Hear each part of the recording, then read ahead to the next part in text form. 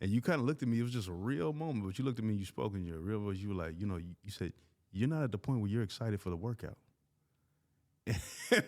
And that stuck with me. And I'm going to tell you how that really pertains so much to business and entrepreneurship, because you were essentially telling me, and I had to unpack that and analyze it. You were saying, look, don't get up here, mentioning, moaning and dragging. Like, get up with some excitement, some pep in your step, your attitude's right.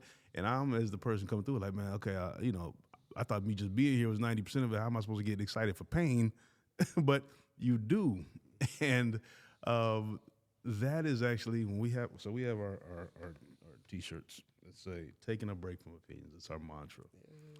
This was actually birthed in large part from a mentality that you put me in by saying that. Because I tell you what, when I started going to the gym, especially on the treadmill, I sound crazy right now. I know I sound snot bubble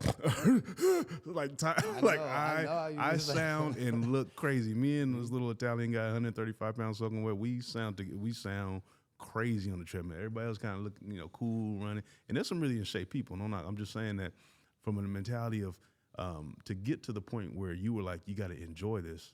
For me, I was like, how, and the how manifest when I literally stopped worrying about everybody else's opinion. I stopped worrying about how I look, how I sounded, what I was wearing when I went to the gym. And that's when the weight started coming off. That's when the fitness level got back to, previous levels. And so I thank you for instilling that in me. And really, where did you get that wisdom from? And tell us kind of how you apply that on a regular basis.